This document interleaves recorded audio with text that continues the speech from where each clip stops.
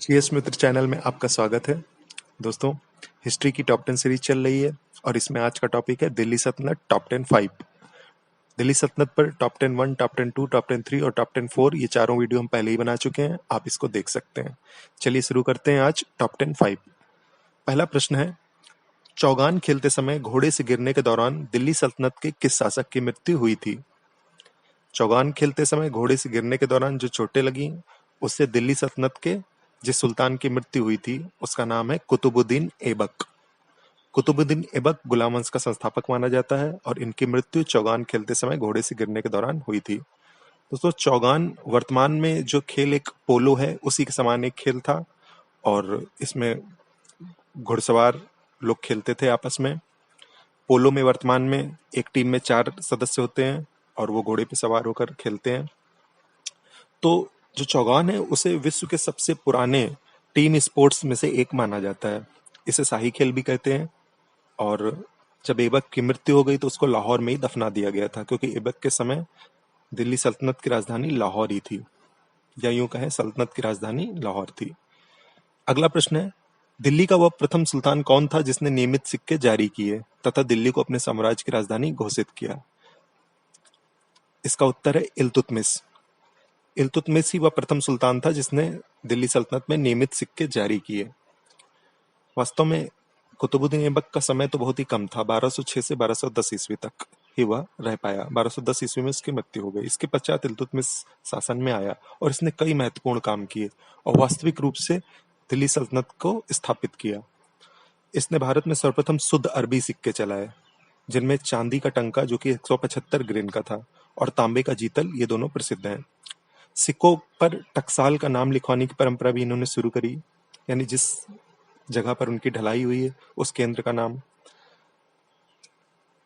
Next प्रश्न है, दिल्ली के किस सुल्तान के समय चंगेज खां भारत की उत्तर पश्चिमी सीमा तक आया था?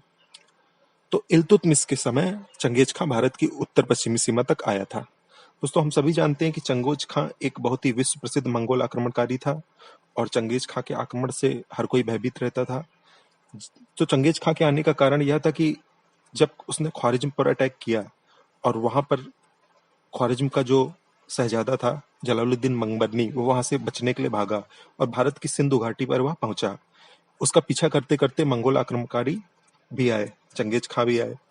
लेकिन यहाँ पर उस समय जो सुल्तान थे भारत के दिल्ली के, वो इल्तुतमिश, उन्होंने बहुत ही अच्छी कूटनीति दिखाई और उन्होंने जलालुद्दीन मंगबरनी को मदद देने से नम्रतापूर्वक इनकार कर दिया। इस प्रकार चंगेज खां इल्तुतमिश से नाराज नहीं हुआ और वो वहीं से लौट गया। 1224 ईस्वी में जब जलालुद्दीन मंगबरनी सिंधु घाटी से लौट गया तो यह समस्या भी समाप्त हो गई। इस प्रकार से इल्तुतमिश ने अपनी कूटनीति द्वारा भारत को चंगेज खां के आक्रमण से बचा लिया, ऐसा कहा जा सकता है। नेक्स्ट प्रश्न है, सिजदा व पायबोस से क्या तात्पर्य है? उत्तर होगा, सिजदा अर्थात भूमि पर लेटकर अभिवादन करना और पैबोस अर्थात सुल्तान के चरणों को चूमना। वास्तव में ये दोनों ही ईरानी परंपराएं थीं और ईरानी बादशाहों से प्रभावित होकर बलबन ने इन्हें भी अपने दरबार में लागू किया था। तो सुल्तान गयासुद्दीन बलबन ने इन्हें अपने दरबार में लागू किया था, इन दोनों ईरानी परंपराओं को, जिसके अंतर्गत कोई भी व्यक्ति जो दरबार में उनसे मिलने आता था वह पहले भूमि पर लेटकर अभिवादन करता था यानी सिजदा, और उसके पश्चात पैबोस करता था अर्थात सुल्तान के चरणों को चूमता था। अगला प्रश्न है, जिल्ले इलाही की उपाधि सल्तनत काल के किस शासक ने धारण की थी? इसका उत्तर होगा सुल्तान गयासुद्दीन बलबन। जिल्ले इलाही का अर्थ है, जिल ए इलाही का अर्थ है ईश्वर का प्रतिबिंब, और इसी के साथ बलबन ने स्वयं को नियामते खुदाई भी कहा था। नियामते खुदाई अर्थात ईश्वर का प्रतिनिधि या ईश्वर का कृपा पात्र। बलबन ने वास्तव में ये सब उपाधियां जो अपने को दी, उसका तात्पर्य यह था कि बलबन इसके द्वारा राजत्व की प्रतिष्ठा को उच्च स्तर पर पहुंचाना चाहता था, ताकि किसी की भी दृष्टि उसकी ओर विरोध करने का साहस ना हो। नेक्स्ट है, तबकात ए नासिरी का लेखक कौन था? तबकात ए नासिरी का लेखक था मिनहाज उस सिराज। मिनहाज उस सिराज ने तबकात ए नासिरी फारसी में लिखी थी और यह सुल्तान नासिरुद्दीन को समर्पित है। सुल्तान नासिरुद्दीन को समर्पित है। सुल्तान नासिरुद्दीन महमूद, जो कि 1246 से 1266 तक दिल्ली सल्तनत का सुल्तान रहा और बलबन का ये दामाद था और इसके पश्चात गयासुद्दीन बलबन शासक बने। तो सुल्तान नासिरुद्दीन महमूद के समय पर मिनहाज ने काफी तरक्की की थी और यह उस समय मुख्य काजी भी बना था और उसकी यह पुस्तक उन्हीं को समर्पित है। नेक्स्ट प्रश्न हम लेते हैं।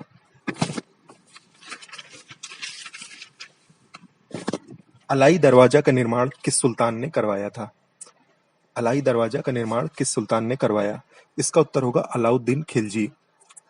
वास्तव में अलाई दरवाजा का निर्माण उसने कुतुब मीनार के निकट ही करवाया था और यह 1311 ईस्वी में बनकर पूर्ण हुआ।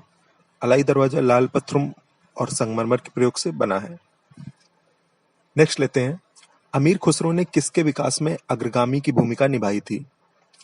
अमीर खुसरो ने खड़ी बोली के विकास में अग्रगामी की भूमिका निभाई। दोस्तों, अमीर खुसरो का व्यक्तित्व बहुआयामी था।